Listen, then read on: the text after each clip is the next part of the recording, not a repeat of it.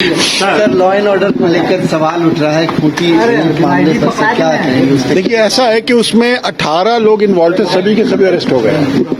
तो जो पुलिस की जो अपेक्षित कार्रवाई है वो हो गई है।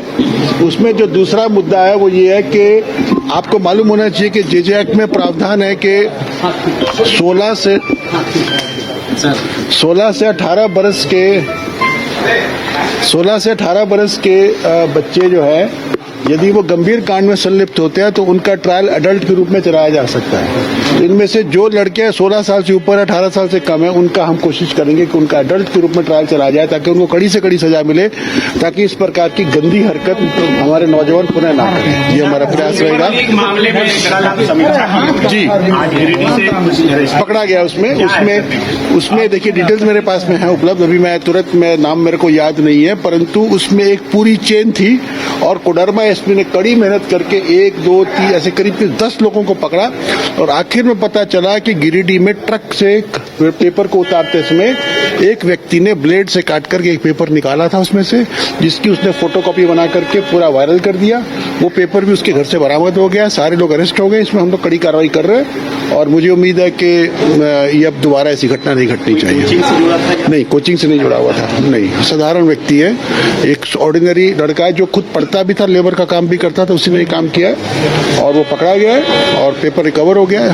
तो कोई सिंडिकेट की बात नहीं, कोई सिंडिकेट की बात नहीं, कोई सीजीएल वाले कुछ अपडेट है? सीजीएल वाले में देखिए, हम तो अभी उसकी जांच करवा रहे हैं और मैंने बार बार लोगों को बोला है कि आपके पास कोई भी एविडेंस हो तो आप प्रस्तुत कीजिए। 50 लोग हमारे पास में आए, फोटो दिखाते हमारे को, ये पेपर लीक हुआ, वो पेपर लीक हुआ, पूछते कैसे हुआ, तो हम ट्रेन में जा रहे थे, बगल में एक लड़का बैठा था, वो पेपर पे कुछ लिख रहा था, मैंने पेपर का फोटो खींच दिया। तो हम उससे पूछते हैं, भाई जब तुमने पेपर का फोटो खींचा तो व्यक्ति का फोटो खींचा? नहीं खींचा। तो हमें कोई भी व्यक्ति के बारे में कोई भी जानकारी नहीं दे पा रहा है।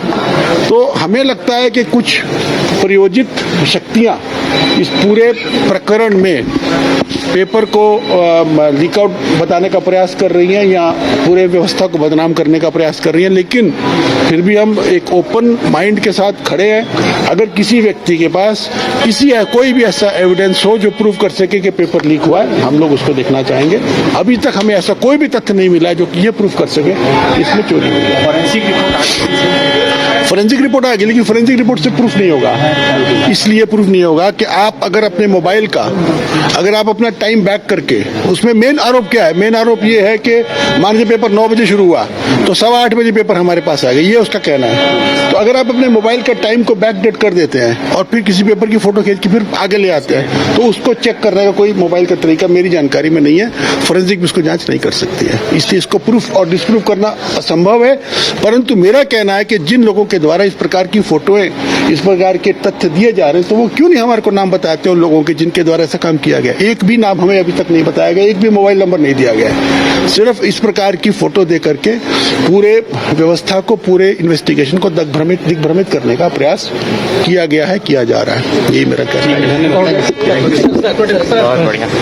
है। बच्चियों को, भुक्तभोगी को जो भी सरकारी सुविधाएं उपलब्ध होनी चाहिए, जो काफी अच्छा है, हमारी स्कीम है, उसके अंतर्गत उनको राशि उपलब्ध करवाई जा रही है। जो 18 लड़के अरेस्ट हुए हैं, उनमें से जो बच्चे 16 से अबव हैं, 16 एंड अबव, 18 से कम है, उनको हम एज अडल्ट उनका ट्रायल करवाएंगे, ताकि इस प्रकार की गंदी हरकत हमारे समाज में लड़के पुनः ना कर सकें। यही हमारा है और हमारी पुलिस की ओर से कार्रवाई कंप्लीट की जा चुकी है। बड़ी त्वरित कार्रवाई हुई है, सभी अभियुक्तों को अरेस्ट किया जा चुका है। जो 16 से कम है उनका ट्रायल होगा एज चाइल्ड और जो 16 से अबव है उनका ट्रायल होगा एज अडल्ट। यही कहना है मेरे को। हाँ, परीक्षा के बारे में, हाँ, उसमें कोडरमा एसपी ने बहुत अच्छा काम किया है।